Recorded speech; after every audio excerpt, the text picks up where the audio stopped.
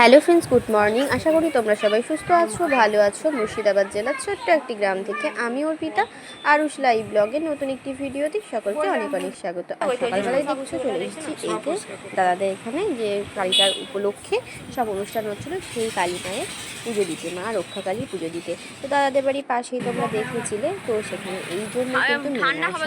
তো সেদিন পুজো দেবো ভেবেছিলাম, কিন্তু সেদিন এত ভিড়ভাড়টা হয় তাই পুজো দেওয়া সম্ভব না, তাই আজকে পুজো দিচ্ছি।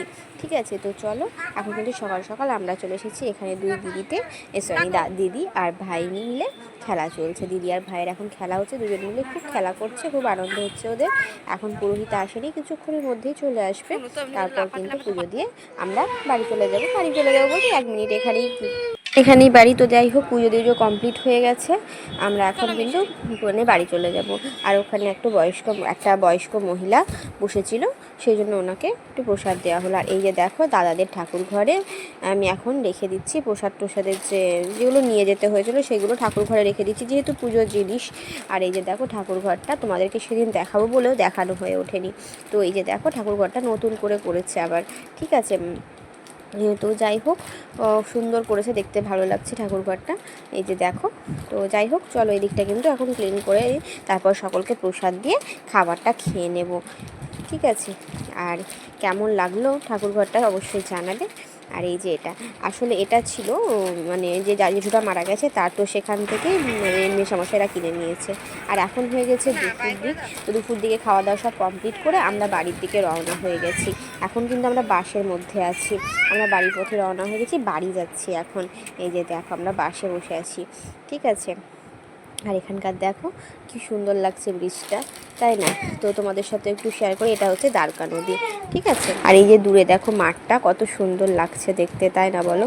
তো বাসে আছি তো একটু হেলাদোলা হচ্ছে, কি বলবো, তো সেই জন্য খুব একটা ভালোভাবে আমি তুলতে পারছি না। তো যতটাই দেখানোর চেষ্টা করছি, খুব সুন্দর লাগছে সামনাসামনি, কিন্তু দেখতে খুব ভালো লাগছিল, তাই তোমাদের সাথে একটু শেয়ার করলাম। তাই তোমরাও একটু জানিয়ে দিও যে কেমন লাগলো। তো চলো, আমরা কিন্তু প্রায় বাড়ি কাছাকাছি এসে গেছি, বেশ কিছুক্ষণের মধ্যেই কিন্তু আমরা নেমে যাব। ঠিক আছে, এই কদিন বেশ খুব সুন্দর কাটলো মাসিদের বাড়িতে, খুব আনন্দ করলাম, বেশ মনটা খারাপও করছে। আর কি বলো তো, তোমাদের সাথে সেরকমভাবে আর কোনো কিছুই শেয়ার করলাম না, এই অল্প ছোট্ট করে এই মিনি ব্লগের মতোই তোমাদের সামনে এটা শেয়ার করলাম।